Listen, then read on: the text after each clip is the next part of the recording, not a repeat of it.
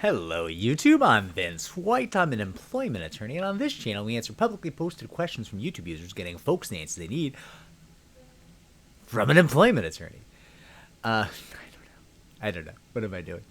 We have a question here from YouTube user Sarah Wood 8473, which calls to mind the classic song Late December back in 1963, Sweet Saranda Wood and Me? No, I'm probably getting that one wrong. Anyways, Sarah Wood's question is, Hi Vince, thank you again for all the knowledge about employment law and raising chickens that you share with your fans. My pleasure, although really I'm not much of an expert on raising chickens. I just do it. But certainly would not hold myself out as an expert on that topic. I follow YouTubers who teach me things about that. The question goes on. I appreciate your generosity, providing video. My pleasure. My pleasure to provide the videos. Thrilled. My question is, what happens when you have a charge filed with the EEOC and your employer did nothing to investigate your claims of being bullied?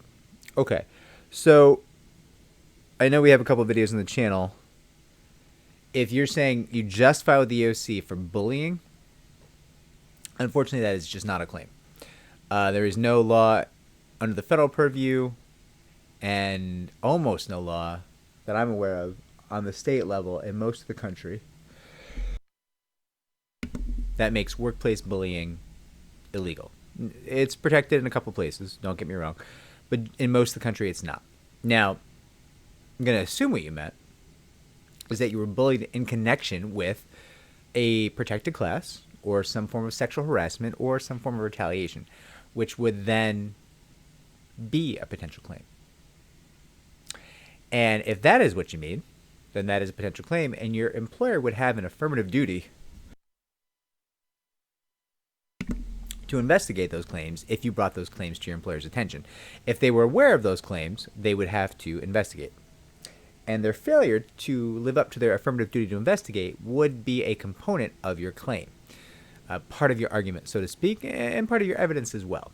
So, assuming that that is what you mean, that there's some protected class, some sexual harassment, some kind of retaliation that's motivating in whole or in part that bullying behavior, then your employer would have failed some portion of their duty and would have strengthened your claims and your evidence, theoretically.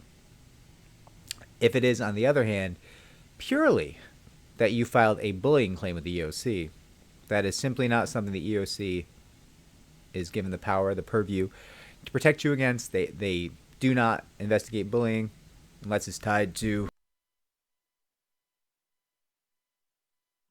membership in a protected class, sexual harassment, or some form of protected activity, retaliation, right?